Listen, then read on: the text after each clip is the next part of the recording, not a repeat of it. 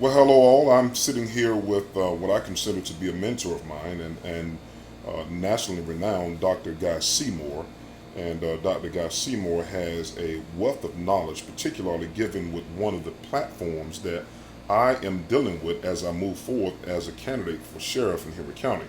One of my platforms is having the six of all officers or deputies, and that means having their back. And in order to have their back, it's important that we make sure that we address the things that they go through on a day-to-day basis on how can we possibly unpack those things the right way. And so I wanted to have a conversation with you, Doc, about some of those things. All And right. just for the audience that will be listening to us today, can you sort of summarize your background? Well, first of all, I'm very old. So when I first started doing police psychology work, it was in 1969 in Boston, Wow. Wow. in the midst of the Boston busing crisis. Mm. And so we were talking about selecting the people who would stand between the kids in the buses and the people throwing rocks at the kids in the buses. Mm. And most of those cops came from the area of Boston where the people who were throwing the rocks came from. So it was a lot of working with their families and so on. We had to try to select them for the resilience and the ability to withstand negativity coming from people that they live with every day. Mm-hmm. After the buzzing crisis never really ended, but we moved on in the Boston police. We had a Boston Police Stress Unit founded by Eddie Donovan, who was a recovering alcoholic, and I was their consultant for a while. Mm. We did a really good job of trying to figure out how to help police officers with alcohol problems, but it quickly became apparent to me that a lot of the alcohol problems are ways of self-medicating responses to traumatic events. Mm. So very soon we started working on traumatic events. What I want to talk about very specifically is that the challenges that the community and law enforcement is facing today, it appears to be, or it's fastly becoming, an us versus them, or them versus us. And it's largely because, and I give you an example. If an officer he or she starts their tour of duty, typically what will happen is that they will go through several different calls that they will go through, that they will respond to. And hypothetically, they could respond to a homicide, where they walk inside and there may be a body here and a body there and a body there. And what they would have to do is to secure that scene and deal with that, and to progressively, the proper authorities like CID would show up and things of that nature. And so it's challenging for them to place that, process that, and have time to do that, but they still would have to go right back into service. And once they go back into service, the challenging part is that they're going to the next call. And the next call could be a car accident. And the car accident could be a body here, or disfiguring here, or a child crying here. And they would have to deal with that situation and try to process that mentally, but still go back into service. And the next call could be a domestic violence. And in a domestic violence, they could have to go in and go through challenges of the family structure and try to calm the waters there. Oftentimes it is not. Domestic violence calls are some of the most challenging calls that we will get. And then once they finish that, they will go back into service. And so my answer to you, my question to you is, how does one, from a law enforcement profession, clinically unpack all of those things that he or she goes through on any given day, and yet still be effective in what we do? Okay, the issue though is this. If you wait until the incident happens, then you've lost the opportunity to really cure that particular incident. You have to do preparation. We do preparation all the time. People go to the academy, they have in-service. If they're going to be in specialty units, they get trained for those specialty units. So we have a lot of preparation going on. What we don't have is preparation for the emotional reaction to those difficult events, those traumatic events. So we have to do some inoculation and some pre-incident preparation so that when an incident does occur, and you're never going to know when it occurs until it happens, that then they're able to see that they're inoculated against some of the initial reactions, and then you've got to help them put together the rest of the event so that it becomes just another part of their experience and not something that's sticking at them all the time. And I think that with respect to this conversation, in order to help us create a much better police officer, deputy sheriff, I think that it's certainly imperative that we create ways to help them clinically and safely unpack these issues that they experience on any given day. Because arguably, we believe that that may be some of the concerns with a small percentage of our profession that is not to, they don't know how to clinically unpack those things. And so the old saying is that pressure breaks pipes. And so if those things are consistently building and building and building over the years to an officer that may be assigned to the same area, same type concerns, same type of cause, if that is not unpacked, then eventually something has to give. Unfortunately, law enforcement has the highest level of suicide, some of the highest level of alcoholism, drug use, and things of that nature. And so my specific question to you is, would it be beneficial if we started to look at these individuals more specifically with respect to getting more psychological support other than the time frames that they get it during a tactical team? If they're getting on a tactical team, there's a psychological interview. If they're getting hired, there's a psychological interview. If there's a shooting, there's a psychological interview. But other than that, there's no psychological interview. So if an officer is assigned to one particular area, experiencing the same things every single day, and 5 to 10 years have gone by, if we don't intervene, in my opinion, at least biannually, and have psychological interviews just to see where he or she is, so that from a leadership perspective, we know how to place them or to help them accordingly. We may continue to go through some of these challenges that we're experiencing now nationwide, which I believe is creating the us against them. So I sort of want to hear your opinion on that. Well, again, preparation is important. It's essential.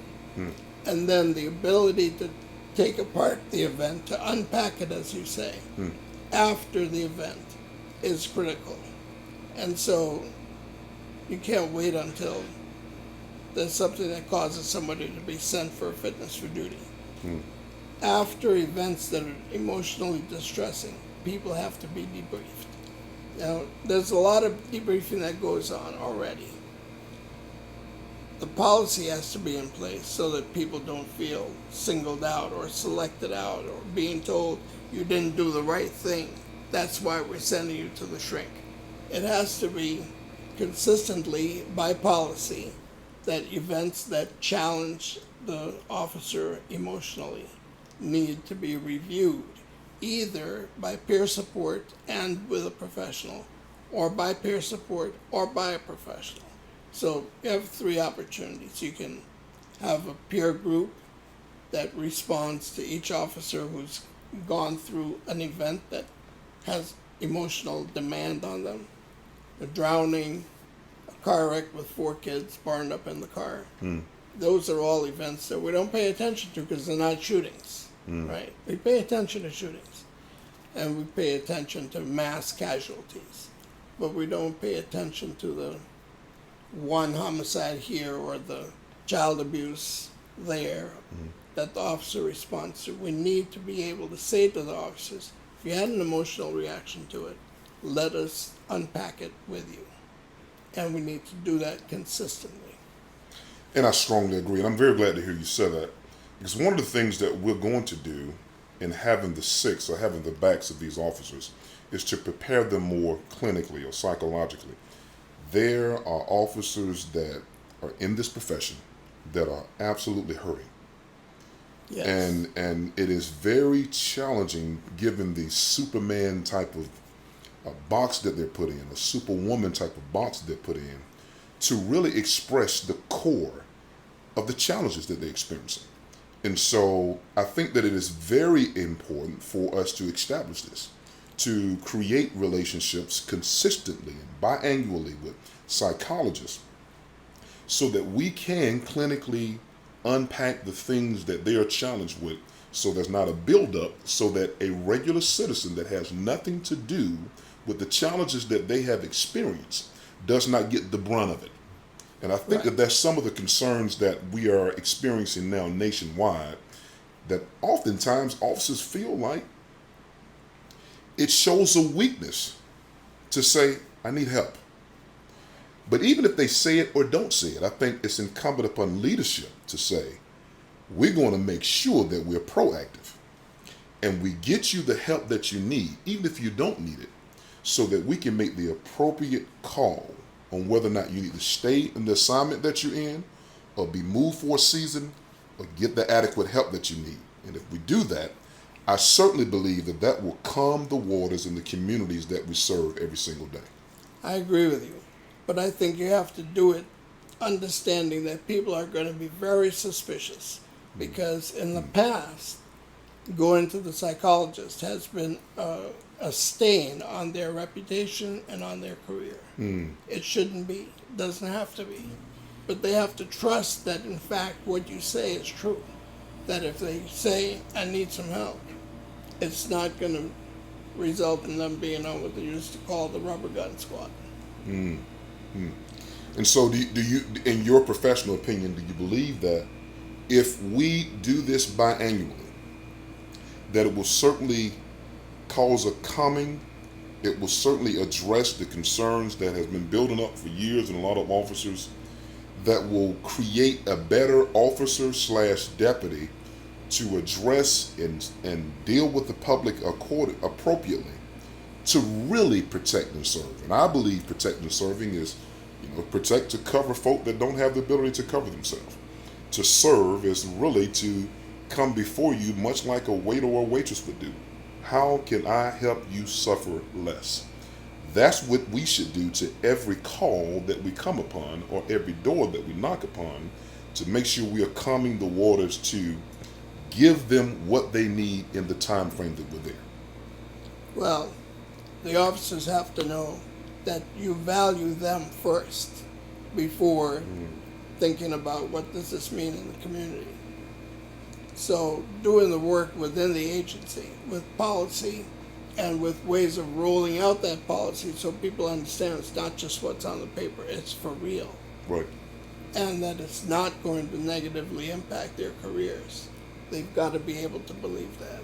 Once that's done and you begin to fairly systematically do the biannual conversation. I wouldn't call it an assessment. Okay. It's a biannual conversation. Okay. In which the officer, deputy can say to the psychologist, here's what I've been dealing with. I think this is also going to be applicable and needed for the leadership across the board. That the leaders oftentimes, they started from a line level position, so they've worked a lot of these calls. They've experienced a lot of these things. They've seen a lot of these things over the years, and so oftentimes more so than the line level officers. And so I think it's also incumbent to make sure that leadership needs what gets the things that they need relative to the same. And so I think that that will also create a higher level of leadership that is needed to direct and guide all of these officers, all of the deputies, to go to the next level of excellence. Well, I think you have to start with the top. Start with the leadership of the organization. Let everybody else see that they're involved in this process, that it's fairly routine, that it's honest, got to be honest, and that it's private. It's protected. It's not going to result in somebody losing an assignment they want to have.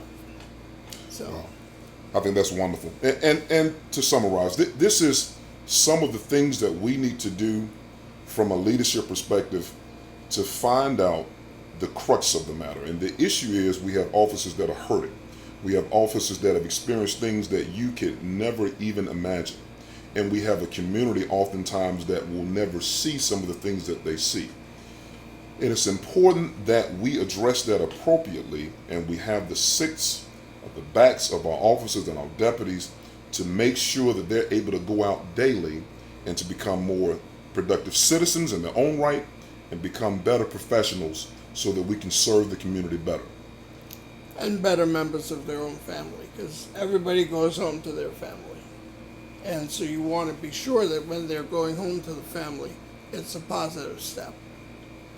And that's critical, I think. Absolutely, absolutely. I can't tell you how much I thank you for this time out of your busy schedule to sit down and talk to me. You are very welcome. Thank you so much. We consider Henry County to be God's country. And so we certainly want to have the right type of guidance and direction as we go forth to try to make it a better area. We want to be an area with big thinking with a small town feel. All and right. I think we can certainly do that. Okay. Dr. Seymour, thank you so much for your time. Yes, sir. Thank you so much.